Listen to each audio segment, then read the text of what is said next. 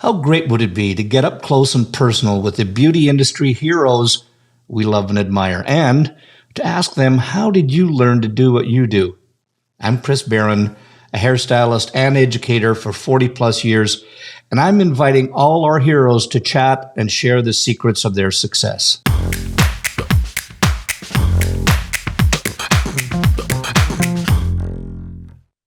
Well, my friends, welcome to another Headcases, and I have to say I'm going to give him a little preamble. This gentleman has been on before.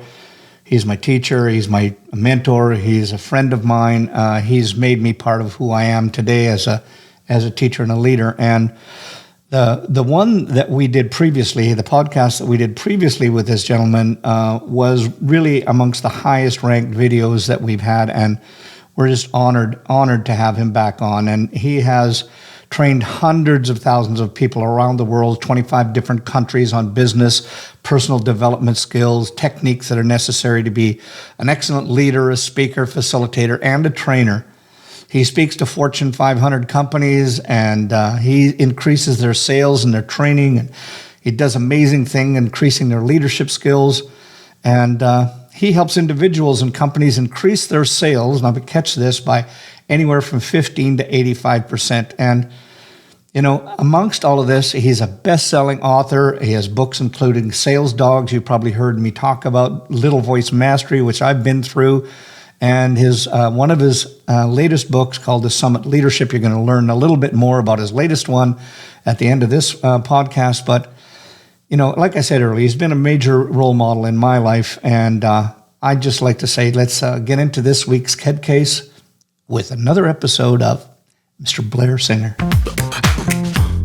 Blair Singer, friend, mentor, teacher, guidance. I'm again humbled to have you on here. You are the last we've had you on, and we've replayed it, and you're still the number one person that we always have, that the number one viewing. So I just thought we had to have you get back on again and talk a little bit more about one of my favorite subjects that we'll get into in just a second. So firstly, Blair, welcome back to Headcases. Well, thanks, Chris. I mean, it feels like it's been a long time, but it feels like it's only yesterday too, Yeah.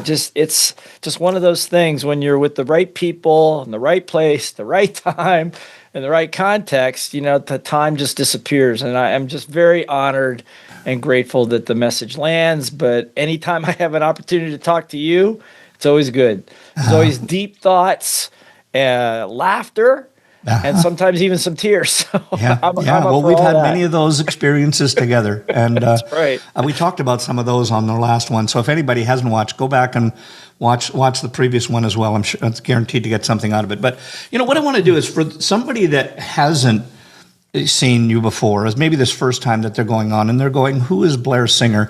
I've already talked about the incredible things that you do in the opening, but I'm sure they're going to wonder, well, how did some schmuck like Chris get involved and get to know Blair Singer? So how, I'm trying to do that in being, a slight bit humble here. However, what was just so they know, how did you get involved in the hairdressing industry? How was it, what happened in there that all of a sudden you went from Fortune 500 companies and then all of a sudden speaking to hairdressers? Well, it's a good question. It certainly was not by design. It certainly was not because I targeted it, but I think I was doing some public programs, and there was a person sitting in the program. I think it was actually in Australia. It was in Australia, and this woman sat there. She goes, "I really like you to talk to our group." I go, "Who's your group?" And she represented Redken somewhere in Sydney, Australia, and had me talk to about 20 people. And that's how it started. And it was just one of those things that when you meet the right people, like I was saying before, where you don't have to explain what you're talking about so much, where there's already a sensitivity to it, sometimes almost even a spiritual connection to what you're talking about, all of a sudden the conversation is very different. It wasn't so much about earning the right and, where'd you come from and all that stuff. It was like, yeah, we understand. Tell us more. What can we do to make ourselves better? So, and it started a long march maybe it wasn't so long now that I think about it. Then I went from a couple of years, 1992 or three or something like that, and somehow ended on stage with you Yeah. in Las Vegas at a symposium with about 10,000 people in the room breaking an arrow on stage. Yeah. Yeah. Now, how the heck did I get there? How did we get there? And it just was a love affair from the beginning. So I'm just very honored to be have been part of that industry. Yeah. And you know what? There's a magic word that keeps threading through almost everything that all the people that I talk to in the program. And we were just on one just the other day, and the word magically came up. I'm sure you've never heard of this word before, but context, you know. And I say that jokingly to everybody else because I think the first person that I ever heard talk about this was Blair, and talking about context. And I think that, you know, to kind of go back to what you said is that it magically happened, but it's because of the context and the way that you speak and the way you get people to learn how to educate, that context is everything. And I think that's kind of the magic dust that got sprinkled on you and our industry that guided us together in this. Yeah. Yeah. Well, that was, you know, as you know, I studied a guy by the name of Buckminster Fuller many years ago, back in the early 80s. And he had always said that environment is stronger than will. Environment stronger than will. And what he meant by that is that the environment really dictates people's behaviors. No matter how inspirational you or I think we can become or how clever we are, you know, at the end of the day, the environment that they're sitting in, that they're immersed in, is going to have the ultimate effect on their behavior. I mean, proof simply, you could talk to people about playing win-win and being honorable to each other, and then take their food away. And about 48 hours into that, they're going to turn into different people. And because the environment is going to dictate their behaviors. And so I really took that to heart. So my whole thing has always been is how can we change environments to get people to be their best? How to really bring out the genius in people? You know, it's funny, and just for everybody to know that, you know, we had a little conversation about where we wanted to go beforehand. But here's the reality. That segue kind of leads us right into why I thought it was so critical to have you back on this program again. And that's just from, and I don't want to call it the state of the industry. I'm sure that, because I always, you know, everything, mostly what I do is deals around the beauty industry. But I want to kind of set this up first about like why I want to talk to you to help us to get something going on mindset and personal development and how that's so important. And right now I just find that it was back in, you know, business owners across the country that I talk to, they have this problem that's coming up and on the workforce and how it's got even more impacted since COVID. I've talked to salon owners who said that they're not even upgrading their businesses because they don't know quite where our industry is going to go, simply because, you know, the workforce that's coming in has a different mindset and a different thought pattern of what that means. You know, first of all, anybody watching, you'll know that I'm a baby boomer. Everybody who's listening to my incredibly sexy voice will go, wow, he must be youthful and only 25. Not true. However, you know, being a baby boomer, you know, everything was how many hours could you put in? What's my, you know, what can I do and how hard am I going to work to provide for my family and all that? So I want to dig into that now when we've got a workforce that's coming in that, you know, and they come in and they'll say to the owners of the businesses, I only want to work whatever many hours, 28 hours a week. I only want to work, you know, that many hours a week. I don't want to work certain days a week. I want work-life balance. I want to have time to go on holidays and spend time with my friends and family. So it creates kind of this dichotomy that's going on between business and what we have going on right now with people trying to make business. Now, you know, my team always hates this when I go on a rant like this beforehand, but I want to kind of set you up. Having said that, is I remember when in 2008, during that the financial crisis that was going on with the mortgage rates, et cetera, Right. you and I had a conversation about doing training programs, and we chatted about the hot topic at the time, because we were talking about doing training programs. But at that time, because of the financial crisis, everybody wanted to do business training. And I remember being on the phone with you, and I was traveling in the car, and we were talking about business and training. And I was talking about, well, what do you mean by business training? And you said, well, they're going to go to the business training, but it won't do them a damn bit of good. And I said, why? And you said, because if they don't have it together now, in order to get their business life together right now, and they're seeking business training, and they're not personally developed, they're never going to implement any of this stuff that's going on. So it won't do them a damn bit of good. So that stuck with me. And to this day, it's like I'm still in that car listening to you say that verbatim. Now, I can be delusional. So if that wasn't a true fact and I just dreamed it up, just tell me so. But either way, could you just elaborate on that? Good dream. It was a good dream. Yeah. Well, I'm not going to say I've had dreams about you and they've been great dreams by any means, my friend. But anytime that I'm with you is always a dream. Well, no, but and to that point, I remember, and I will also say that message hasn't changed since 2008. As a matter of fact, it's gotten even more imperative. That in fact, that what I learned early on, that you can teach people how to sell, you can teach people how to market, you can teach people how to be decent leaders or whatever. But at the first sign of pushback, adversity, some sort of setback caused by you or not by you, then what happens is that all gets thrown out the window. And what happens is our natural instinctive behaviors come through, ways we've been conditioned since very, very little. Okay, good things, bad things, all of that stuff. There's some people that are great investors, but they can't hold on to money. That's another example. So you teach them how to make money, they make it and lose it. Why? Because there's something inside that says they don't deserve it. So for some self-sabotaging, unconscious, subconscious reason, they lose it. And this happened, that's money. So that was on the business side, but the same thing in relationships, same thing with health.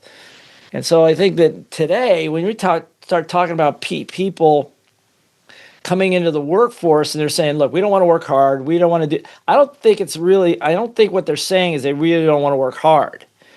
They don't have a problem with working hard. They have a problem with lack of meaning. Yeah. In other words, if there's not some juice into, why do I want to work? I need the money. Okay. I know that, my son, he's 23. I know I'm not going to make enough money to buy a house in Phoenix, in Scottsdale, Arizona. I'm priced out of it. There's no way I can do this unless I become a great investor, blah, blah, all this other stuff. So his group is very cynical. Very, very cynical. I remember that back in the days after, in the late 70s and 80s, we were very cynical for other reasons. But that's the nature of youth. And I think that what's happened is that people take a look at these people, these kids, son, what? They're geniuses. I've come to all these years, Chris, in 30 years of doing this work, in over 25 countries around the world, I'm going to tell you that there's genius in every single one of them. And so rather than just trying to push them hard, dictate to them what they need to do, our best bet is to find out how to get the genius out of them. You know what I'm saying? And I just, you and I talked earlier that one of our mutual friends and myself are co-authoring a book on uncovering genius right now. And I think that it's that the personal development side, which is where we started here, is critical for the business development side or the health development side or the relationship development side. They have to go together. Can I stop you just for 1 second? Yeah. Yeah, because if somebody put this to me the other day, said, "Well, what is personal development?"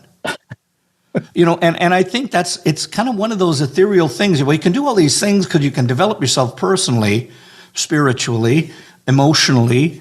But, could you just, before you go, when we say developing yourself personally, if you had to define what that is, how would you do that? Okay. I would say we got a brain. Okay. We have a conscious part of our brain, right brain, left brain, all that stuff that we know about. But underneath all of that is something it's not so clearly defined. It's called the subconscious mind, which stores all the memories, all the experiences, all the advice, all the data that we've taken in since birth, or maybe even before that. I have no idea. Okay. So it's all in there. So what happens is based on old experiences, messages and behaviors show up out of there almost unconsciously. Like, times you've been cheated or betrayed and stuff like that. And so what happens is all the logical reasoning goes out the window when what we call the little voice that lives in that subconscious area that I always talk about, that little voice, it's, if you don't know what it is, it's the one that said, what little voice? That one. Okay. Start saying, you can't do this. That's ridiculous. You're dreaming again. You can't trust people. All these things that come up that have emotional ties to them, mental ties to them, conditioning ties to them, and some of which we're not even aware of. Working on that, Chris, working on digging and rooting some of that stuff out and replacing it with the thoughts that you want and being able to operate as a whole human being, physically, mentally, emotionally, spiritually, will ultimately help you succeed financially. That's what I mean. Personal development is going in there and cleaning up the subconscious mind and all the other stuff that kind of gets in your way. It's not by trying to find out what's wrong. That's my latest. The latest used to be just find out what's wrong and let's go dig for it. Well, that's like going into a sewer because you could stay there forever. Best thing to do is find out what I've realized over the last 10 years. Find out what you're good at. Let's find that first. And then the rest of that crap will go away, which it does. It's sort of like just you're just reprogramming your computer, right? Totally. I've got an app in there that's messing up, and it's all outmoded for right now. So what do I need to do? Update or just reprogram that thing so that it's operating properly? Right. That's right. I think everybody comes into this world as clear, whole, unbroken beings, right? Yeah. And then we develop personalities and egos and all that stuff to deal with life. But that's not really who we really are. We really are that same clear, unbroken, whole being. And you and I both know, and I've watched you do this in front of rooms, and I've been in personal conversations with you when all that stuff goes away and it's just being to being. And at that moment, when we're communicating that way, we can create anything. Yeah. Sales, money's not an issue anymore.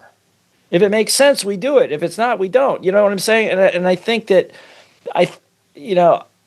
my goal over these next several years and with the book for sure is to get people to learn the process for mining and uncovering the genius. Yeah.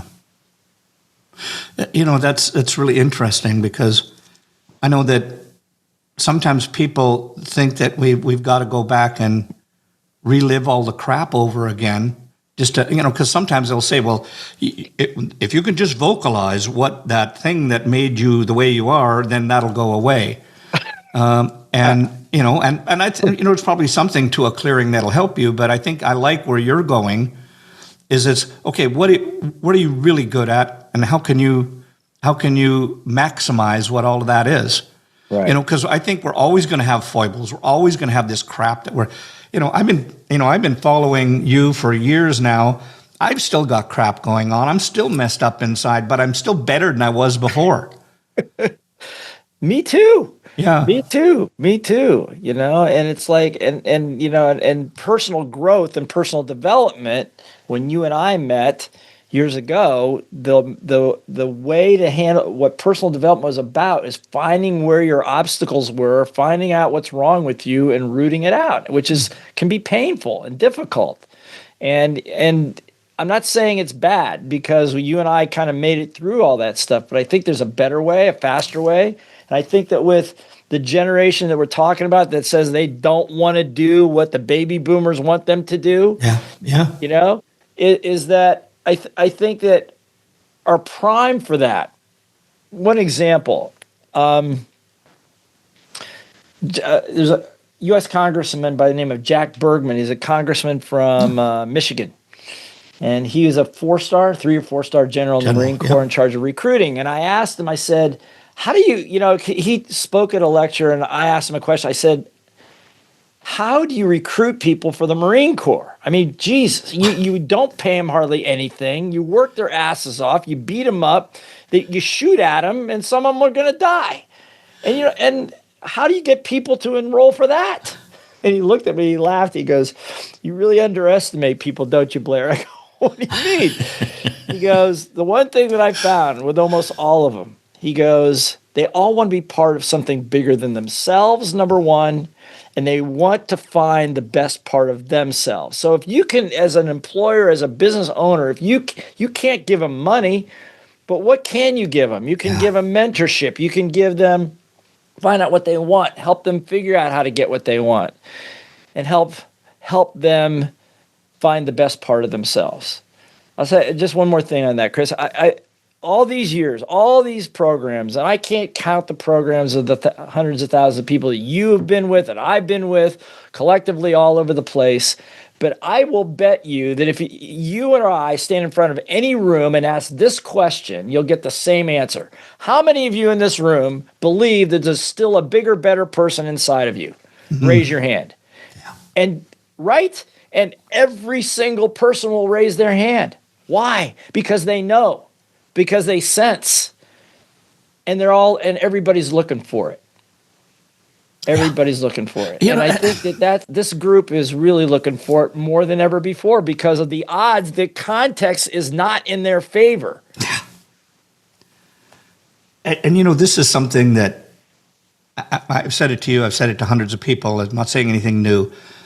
I was a mess in school. I've used it. I use it for part of a joke, but it's real.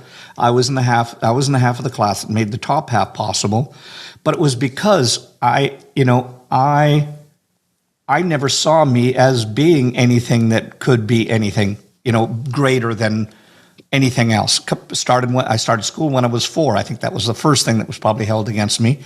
However, I think that our society is so messed up because we value people by the great things that we do, and there's nothing wrong with that, but we diminish people when they make a mistake, and that's the first part of learning. You've got to make mistakes. And we diminish everybody as soon as they make a mistake. We see them lower, we value them less, we put them down when it comes for promotions or somehow to escalate people.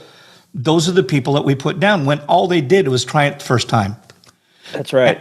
That's right. Yeah. So now we come back to the original question, context. Yes. Right. That's it. So we grow up in a context, a public school system or an even private school system that really is not designed to make you more intelligent. It's designed to make you compliant. Okay.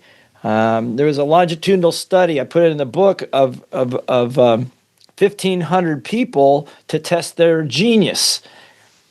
Okay. And it was a longitudinal test at 1,500. And the thing you need to know is these were kindergarten kids. And 98% of the group scored genius level. Now watch this. They did it again. Same group of kids. Now 5 years later. Now they're about 10 years old, okay? Same type of test. Percentage of genius, 32%. Wow. Now, by the time you get up to 20 years old, it's down to 2%, 2 or 3%.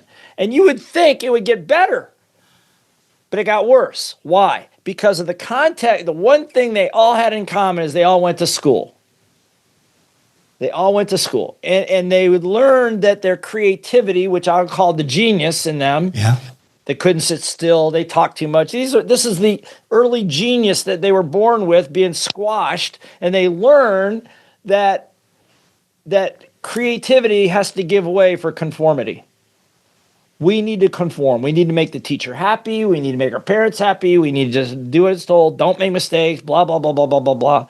Okay. And so that whole thing is the problem. That's why I wrote this book. That's why I do the work. That's why you do what you do, because in your magical way, coming from your heart, from your being, and coming from a place of like expecting the best out of people, you get the best out of people. Yeah, yeah. You get the best out of people. And I think that's our job as leaders. So what is it that, and I'm going to take this back to what I see when I go in to speak to business owners, and when I speak to, I want to give you an example. Okay. I was doing a gig, a program, and it was at a school, and the owners of the business were also school owners, and they wanted to do something to elevate their creativity in their kids. And so I said, well, why don't we listen? If we give them a head of hair that they're going to be judged on, they're probably going to do just something ordinary because they're so worried about a grade. I said, why don't we? I'm going to come in. I'm going to teach them how to make wigs, and they can make anything they want, any color, any cut. They can do anything they want, and nothing's wrong. And we did that. The kids had this amazing time. But here's the part I want to get to. Made it through all the class. Everybody's just on top of the world. And because of the timing, and we had to fit in a bunch of people, we class went from noon until 7 o'clock so that they could fit all of the people that came in earlier and the ones that were part-timers and so on. They could fit everybody in the classroom. So the school was open till 8 o'clock. And I remember we were kind of debriefing and wrapping up at the end. And a young girl came in, and they were seating, and she happened to be sitting in the front row. Two of her other friends were there, and she literally just laid down across of about 4 chairs and started going, "Oh my God." And her friends said, "What?" And they said, "Well, class is at 7 o'clock. We work till 8, and they booked me a client at 7 o'clock, and now I got to work till 8.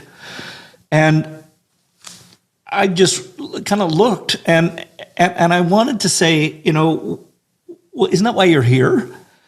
But, and I don't know, and I'm getting the point from what you're saying is that they're still human beings. They're still, whether it's whatever group they're at. But it made me think about the emotional mindset that they have, and how, we talked last time about COVID, and we talked about how that COVID happened, and there was a different mindset that came out of COVID. And I want to I've got this written down because this is something that when I took a look at this and I started to research it, there was this person named John Martinson. I know it because I've got it written right there. And he was a licensed master social worker, and he was talking and he said, according to him, and this article said, according to him, and I want to read the rest of it here. It says, anxiety and depression continue to be the most common mental health concerns amongst teens, but their intensity has changed in recent years. It's a different game than before the pandemic, and they say Martinson explains. And this was quoted, isolation became normalized. Teens often stay in their rooms, only briefly interacting with their parents. This has created an imbalance in family dynamic and increased symptom of anxiety and depression. Even before the pandemic, teens dealt with peer pressure and social stress, but the heightened isolation and digital, I want to catch this one, digital dependency have added new layers to this existing challenge. And so that's what got me thinking about the Gen Z culture and about this young girl spending all of her time on looking at this glass case in front of her and how it shifted our mindset of what's accepted socially and not. So what's your takeaway on that? Well, I agree 100%. I agree 100%. Fact of the matter, teenagerhood or teenagership, whatever you want to call it, has never been easy for any generation, I don't think. Yeah. I mean, hormones are flying. You're trying to find yourself. You don't trust your parents. You don't trust anybody older. All that stuff has been true forever and ever and ever. So what happens is that now the context, so that's the context we've always lived in. But now this context starts to creep in and push in. Okay, and it becomes so oppressive now. Why? Because of the digital format, because of instantaneous information, of being able, of having addictions and distractions for them to go to, rather than just sitting in isolation. Might not have been a bad idea, but sitting in isolation on a phone may be a terrible idea. Okay, because of all of what you're being fed now. So what's happening is that isolation, that depression, we see it. I see it. I do most of my work overseas, but we see it. East Asia, places like Vietnam, Singapore, Malaysia, suicide rate amongst teens is astronomical. Yeah. It was always bad, but now it's worse. It's worse. As a matter of fact, that budding entrepreneurs over in Vietnam, when I was there last time, I counted over 300 startups just to provide mental health aid and support for these kids and for young adults, because the pressure's so great. So that's why I say the best teachers are leaders. Mm-hmm. You epitomize, in my mind, you and your colleagues and people like you are the epitome of the new teacher. A teacher's not just a teacher. A teacher's a teacher and a leader. And a leader's got to also be a teacher. Why? Because you have to be able to teach the things that school never taught. They never taught how to stand up when you get knocked down. What to happen when things look bleak.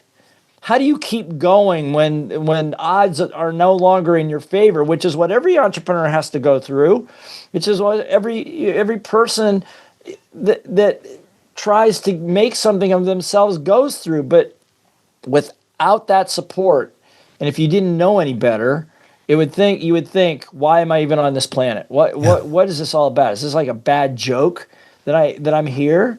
And at that point, now we got a big problem. So I think that these kids are. The good news is, and I would love to talk to John Martinson. Thank you for that name. But I would love to talk to him, because I think that my hypothesis is that the genius is even closer to the surface with those people.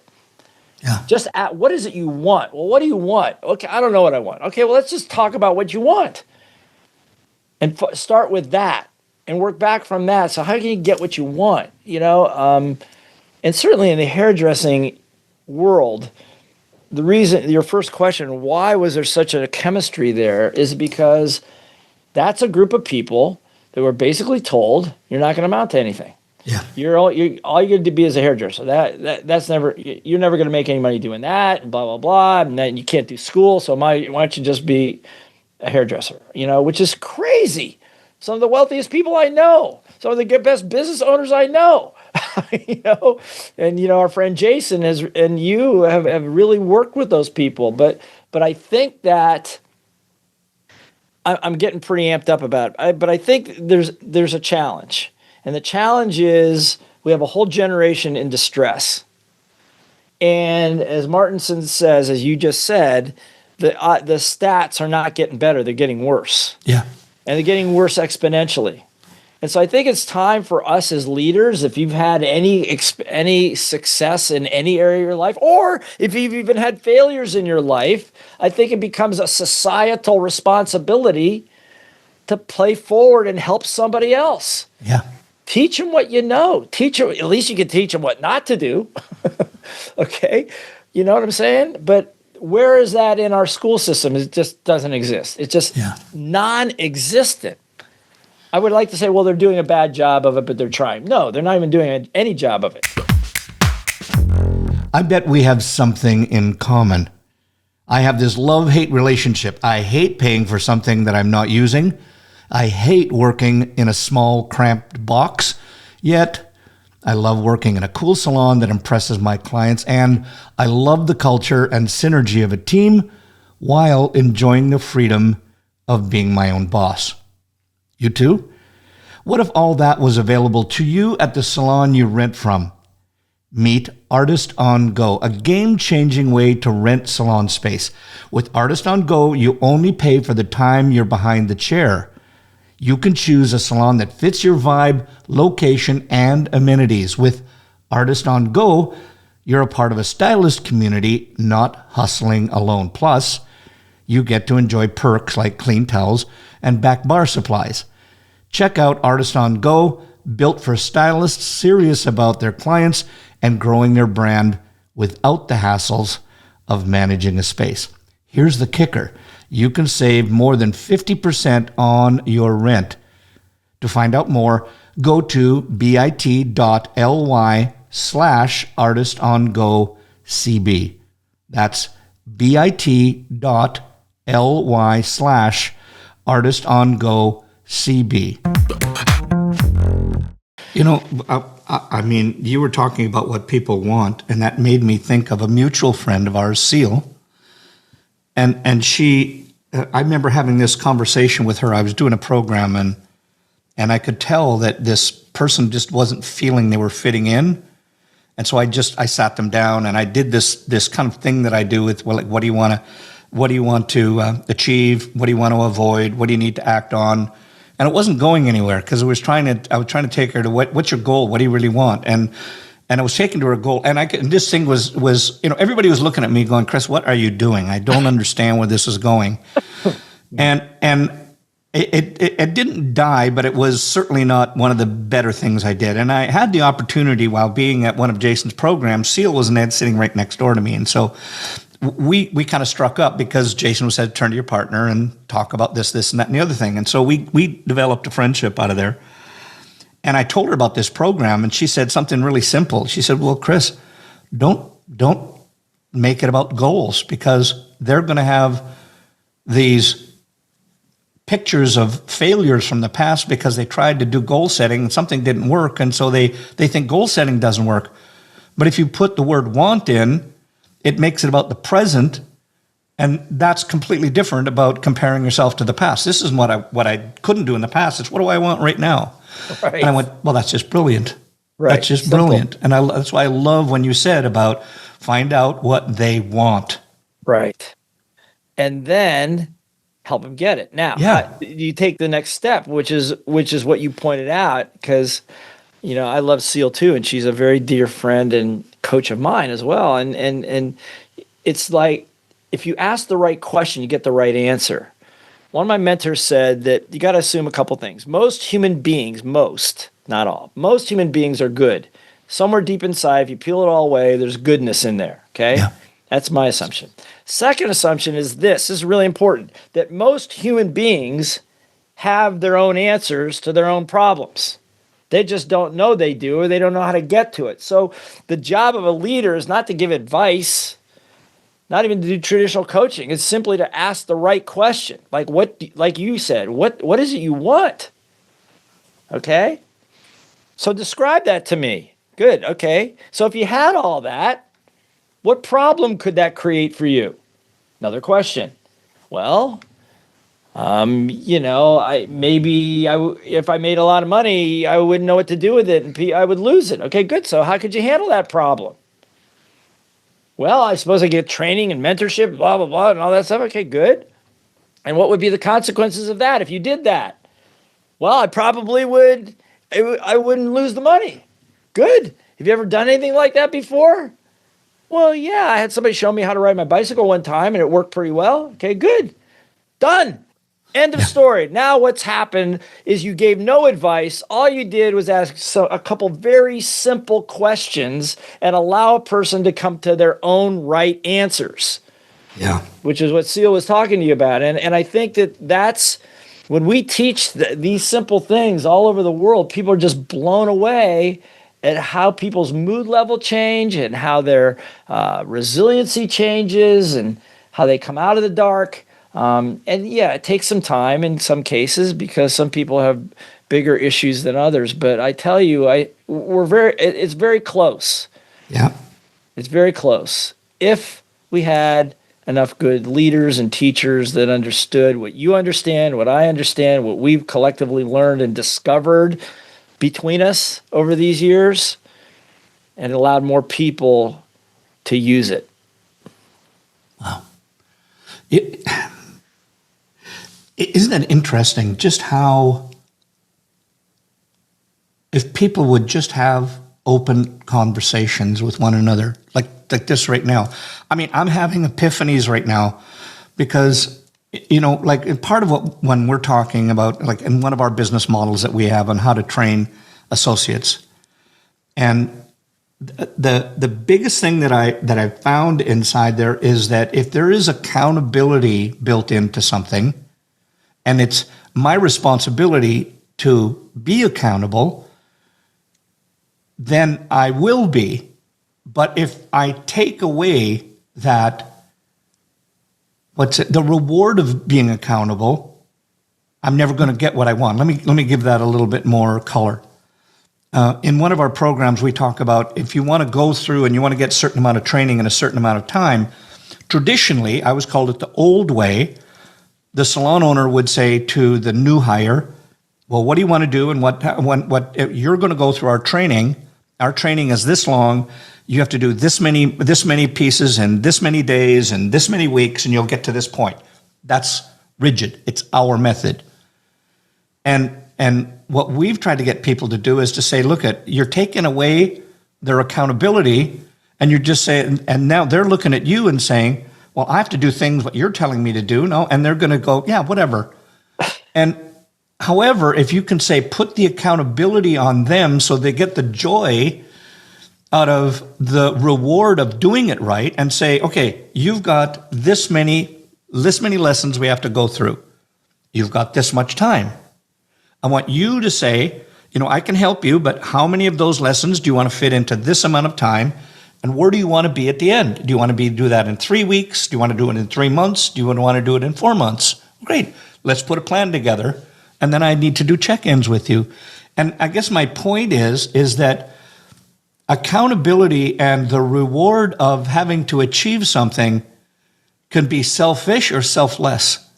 And if we can get just people to take that on and be their partner with it, and their coach and their mentor to guide them along the way, to hold them when they're having a hard time, or to be able to say, listen, you need to dig in a little bit more. Can I give you a little love punch here? And because, I'm concerned about you. Mm-hmm. And if we would do more of that, they would get the reward out of them achieving what they really wanted to get rather than us appointing what they have to do. That's right. And because as simply as you said, it's their idea. Yeah. It was a question that you asked that they volunteered an answer to that came from them. Yeah. So automatically there's ownership because it came from them. That's brilliant. And so I train a lot of trainers, like you train a lot of trainers and coaches, and they go, I don't know if I can do this. I don't know. I don't know anything about the topic and the subject material. I said, you don't need to. You don't need to do that. That's not the point. The point is, if you're trying to coach somebody, if you're a business owner trying to give people advice, you're already you're already kind of on the wrong foot, unless it's obviously technical stuff and they want to know. Okay. But when it comes to personal growth stuff, personal development things, moving from the known to the unknown in uncharted waters for people, what do you think would be a good way to handle that? And not have any agenda on the answer. No agenda. It's not like saying, well, how do you think you should do that, right? No, not with an attitude. But how could you handle that situation? Well, I don't know how to handle that. Have you ever seen anybody else handle something like that? Yeah. Well, what did they do? Could you do that? Well, yeah, I suppose I could.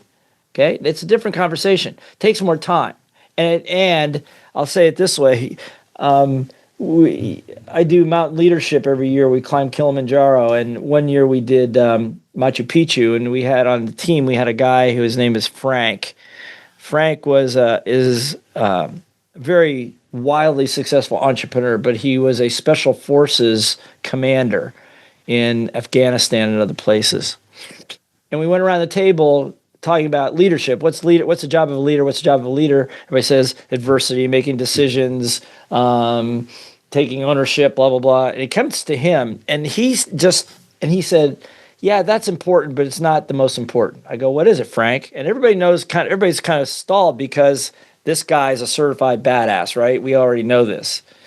He goes, number one job of a leader is bring out the best in other people. Yeah. That's it. And man, I don't know, we're in a tent somewhere in the Andes Mountains. You could have heard a pin drop in that tent when he said it. He goes, it's true, because anytime you're in the presence of somebody like that, you naturally want to be better. Yeah.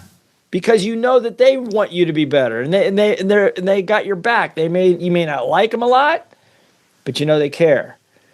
I think that, in our businesses, and that's why I've loved the hairdressing industry, because that's a group of people that wear their emotions on their sleeves.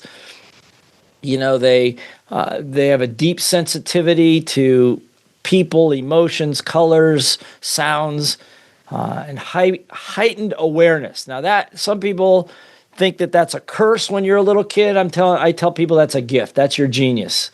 Yeah. That's genius. That's not a problem. That's, think of a leader that has that sense of awareness, right? So I think that again, comes back to, like you said, if they're going to achieve a level of accountability, it's going to come from them. And the only way it's going to come from them is if we ask them how to handle it. And that's maybe where I wanted to go with this. I knew this would go wherever it needed to go when I was talking to it. It always does.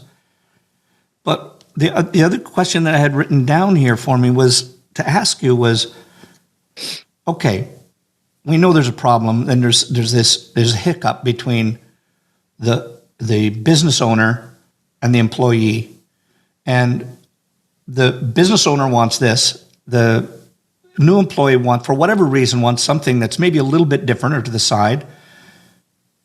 So how do we, because I don't think it's a responsibility of the youth to figure it out. Mm-hmm. It's the change that the employer or I've always said, look, if we want to make a change, it's got to be us that has to change, not the new kid that's coming on board. If they want to work different hours, they want to do what are we going to change in our business model? But this is where I really want and need your help on. If we want to get them to change their mindset, it's generally the longer you've been in any business, the more you're stayed in your mindset of what should happen. So how do we help that person change their mindset so they're willing to ask the question? Is it that they don't know how to ask the questions? Is they don't know the right questions? Yeah, is there a model or a formula that you can ask that you can use that you so skillfully use that they don't know how to do? Well, I think it comes back to that conversation you were having with Seal, and that is to focus on, what do you want? I mean, before you even get hired, there's an interview process. So what is it you're looking for? What is it you really want? What do you want out of this job? What do you want out of your career? What do you want out of life is the biggest picture possible. Well, out of life, I don't know. I just want to be able to take care of my family. Okay, good. Why is that important to you? And then hear it out. Okay, good. So how is it that we can help you with that? We want you to be a superstar here. We want you to exhibit your natural talent, your abilities, your creativity, and all that stuff. How do we marry the two? How can we do that together? I really want to know, because everybody in this room, everybody in this salon is a little bit different, but how can we do that? I mean, just think of the game-changing situation that happened just if that were the end of the conversation. If that were all that we even talked about, right? And, and to get people to really even think about what they want. And I think the unfortunate thing, to recall what you were saying, is that people go into those dark places and isolate themselves.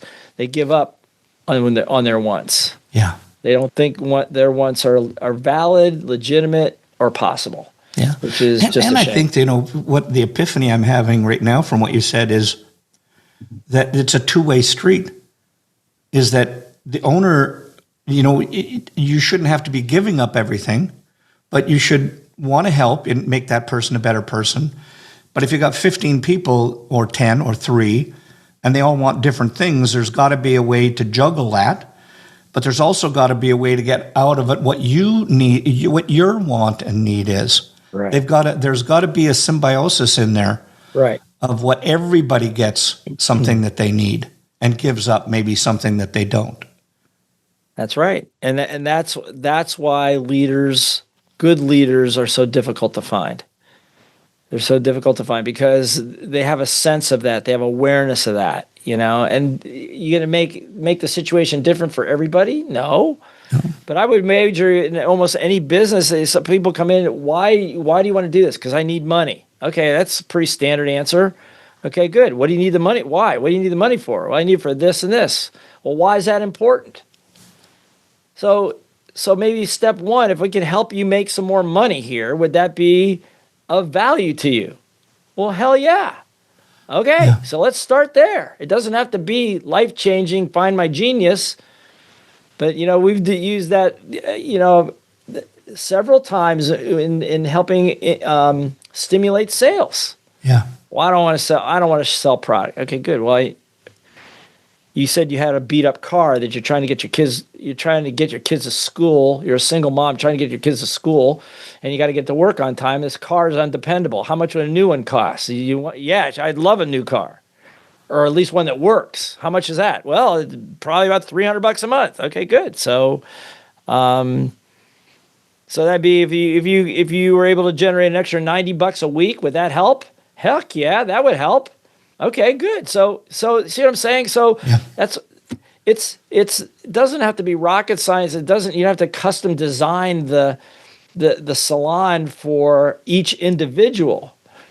But just because most people want some similar things, they want to be liked, They want to be loved, they want to have some money, they want to be able to love their kids and take care of their kids, So I think it's maybe the other side of it is that we don't have to get a result. It doesn't happen overnight. No, there's no click on it. No, that same person you try to have the conversation with might go stone cold on you, but a couple days later they may come back to you. That's my experience. You and I grew up in an era where it was like, as a leader, I want you to want what I want you to want. Yeah, there it is. I want you to want what I want you to want. Yeah, I don't want you to want anything else. Okay, so but that's old. That is old school, because we just live in a world where it's like, just reading another article on ChatGPT and AI, and within the next 12 months, a whole sector of white collar jobs are going to completely go away. Yeah, a lot of them. So there's got to be more meaning to it than that, and I think that the hairdressing industry is one of those, I've always said, recession-proof, technology-proof. In many ways, it's a way to provide a personal service to have a person, put them in a context of feeling good about who they are, so that they can carry it around with them until they need to come back in and do it again. I just to pull this into context is that, so how do we get people to understand the importance of personal development? That's a question? Yeah. Yeah. Well, I think it could be as obvious as saying that, if you have things in your life you want and you don't have them right now, and you've tried different things, there's only one thing left. You've tried all the strategies, all the tactics, all of this, all of that, it's still not working.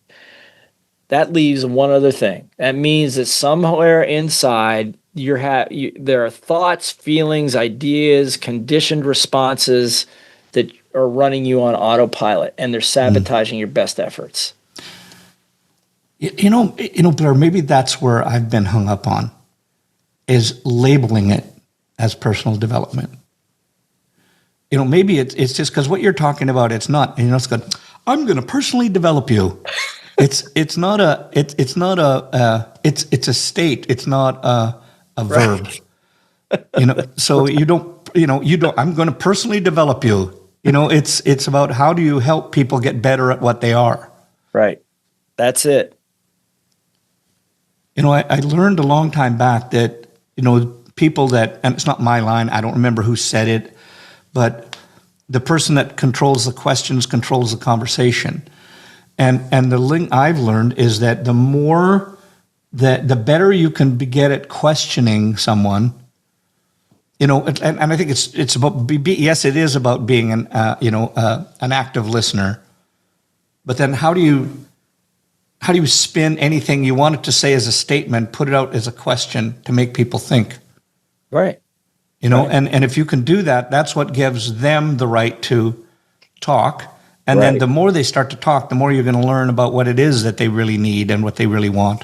That's right. And to ask the question from a point of view of curiosity. Yeah. Not out of manipulation. Just what do you want? Why? What? Tell me about that. I really want to know.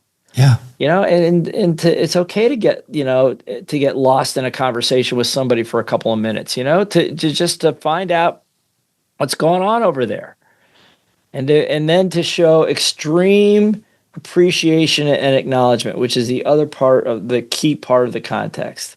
So truly thank people for their willingness to share. Thank people for their willingness to make a mistake. Thank people for being willing to listen. I think that these pieces in what we talked about in the beginning, in the context of questions, acknowledgments, caring, curiosity, there's a being inside that is waiting to emerge. Yeah.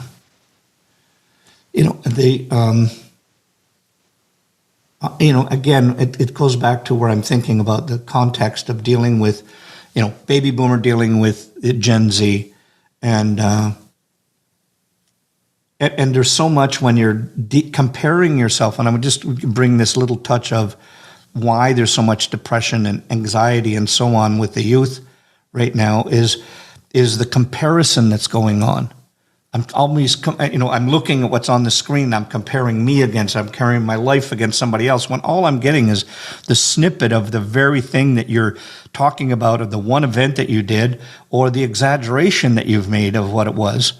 And it's the comparison. And I heard this great quote the other day, and I hope I'm getting it right, because I believe it was Franklin Delano Roosevelt that said, "Comparison is the thief of joy."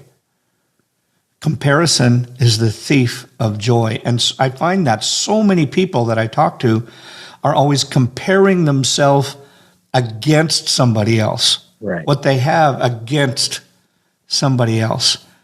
And I was listening to somebody chat on this, and they were saying, instead of comparing yourself against, compare yourself with.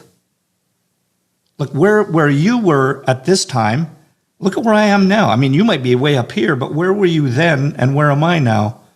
And I'd say, well, look, I'm on the same path you're on. Right. You've just had this more time, more energy, more strength, more whatever, and I haven't had that yet. So that young kid that was laying down on the bench saying, "Why did you book me this extra, at 7:00 when I could have gone home," is compare yourself with that success model that you want to be with, and that person took the 7:00 booking, and look where they are now, just from that one simple act of doing one thing differently than what you expected everybody else was going to do. Right. Yeah. I've heard variations of that quote, but I could not agree more. I mean, it's like comparison is a killer. Yeah. The minute you start comparing yourself to other people, and there's so many ways you can do it, and none of them are very good. Yeah. It's like, I'm not fast enough, I'm not good enough, I'm not rich enough, I'm not pretty enough, I'm too old, too young, too whatever. All of that stuff just kind of divides you in half. It's hard enough to stay focused on one thing. When you start comparing yourself to somebody else, you just divided your energy in half. Okay, it's a killer. And sometimes in some workplaces that the environment's set up that way. It's like it's a competitive environment and people kind of like it and all of that. But there's some people that don't like it. They don't thrive well there. They would rather just do their thing and just compare themselves to themselves, which is always fair enough. I remember, and I think you hit it right on the head there when you said you're comparing yourselves against somebody else. And I remember, and I'm going to bring this up, I've told you about this before, But I remember, I don't even remember where we were. I remember doing a gig, and I was doing a training class, and we had a, whatever, 30, 40 people or more in the room. And there was a balcony up on top. Oh, And I was that. teaching, and I was looking at the people. And when somebody's looking at you, and then all of a sudden they're doing this, and they were looking up just at this angle, and I was teaching down like this. And so I finally looked up where it was, and you and another person were standing up there, and at that time, and still now, you're God to me, small g. But it was, because when my teacher is up there and watching me teach, and I know you're looking down, no intention, no judgment, just saying, look at what he's doing. My brain went, oh my God, I'm doing something wrong. My teacher is here. And all my brain was telling me was, you better bone up, Chris. You better be bringing your good game rather than just being me. And I wrote it down earlier, just being the person that I was meant to be. Right. And I think that if we could stop that comparison of who my teacher is and am I doing as good a job, or is the person that's doing a haircut and I'm doing this, or aesthetics or whatever it is, stop comparing against and just saying, where am I now? And am I doing a good job for now? And I think that would just change kind of where our mental asset, our personal development would change right now if we were just willing to cut ourselves some slack. Right. And just say, I'm a 1% better today than I was yesterday. That's right. And 1% each day. And man, that's a quantum leap. Yeah. That's a quantum leap. Yeah. Blair, where am I always today? have... and where do I want to go? And, how do I want to feel about this? What do I want to learn? And that's why it's much easier to do too, if you're doing something you like doing. If you like cutting hair and styling and making people feel beautiful and being creative, then you'll lean into that more. You'll lean into it more. That's kind of your genius, and I think that when you're doing that kind of work, sky's the limit. There's really no limit, and I think that we just got to set up our workplaces better to do that. Yeah. From an ownership position and from the employee, like what's the better symbiotic relationship that I can have so we both get what we want? I think that's amazing. Right. Blair, tell us just sort of before we wrap this up, I want to know a little bit more about the book that you're doing. And if it's not out yet, do you foresee when it's coming out? What's its name? If you can give us that. And sure. And I know I want a copy, but when I'm going to get a copy, I'm not begging for one. I want to buy it because I want to help it be a bestseller. But what's the book called? What's it about? And what's it based on? Okay, it's called Uncovering Genius. Uncovering Genius. Because the premise is there's a genius inside of everybody. And when I started, it came as a result. We were doing some marketing years ago. I said, what is it we do? What is it we do that's so magical, this methodology that we use? And somebody said, we create geniuses. I go, what do you mean? He said, well, when a person gets asked the right question and they come up with the right answer, you can see it's like their eyes open up. It's like a bulb goes on in their head. And all of a sudden, they're in the right place at the right time and things start to click. And so as I started researching genius, I found out that many indigenous cultures all over the world all had similar concept of genius. That I think the Romans and even the Indian Vedic writers talked about when a child was born, a spirit would come into that body, like a god or a deity or something like that would watch over them their entire lives and maybe watch over the family. And that was the genius. It was something that made them a little bit different, but was unique to them, number one. Number two, it was given to them. It's not an IQ test. It wasn't something you had to earn. It wasn't something you had to prove to the world. It was already there. And so my premise in the book is that we all have this genius. Thousands of years we've known it. Mm-hmm. It's not something you earn. It's something you remember. You remember who you are. You remember where you come from. and so it's like all these and kids were little and you talked too much and you got in trouble for that. Maybe you were supposed to be, your genius was in being able to be a speaker and talk to people and teach people, or you cried too much. They told you cried too much. Well, maybe you were a natural empathy healer. You're meant to be a healer, or maybe you couldn't sit still. You couldn't sit still, and you get punished for that. Well, maybe you're supposed to be athletic, and you were supposed to work with your hands, and you're supposed to build things. You know what I'm saying? But that all gets beat out. So that's the beginning of the book. And then we go through what you're familiar with, our lead, teach, and inspire formula. And how does a leader use it? How does a teacher use it step by step by step to reveal the genius in people? Because I figure that there's not a single problem in this world that we could not handle. If we had people that knew how to cooperate, get their egos out of the way, and communicate somehow respectfully, we could solve anything. And I think that it starts not with school teachers, and it doesn't start with political leaders. It starts with us. People are out there having to lead in our families and our businesses and our communities. And so it's a guide. It's a guide to be able to uncover the genius in yourself and anybody. Well, I want a copy of that, and I just say, wouldn't it be nice if the rest of the world would just do that and take that on as well, huh? Especially now. That's my delusional goal, man. There you go. I've never been one to set small visions, and I don't know that it's ever going to happen, but I'm certainly going to give it my shot. It's better than playing in the traffic. You know what I'm saying? Yeah.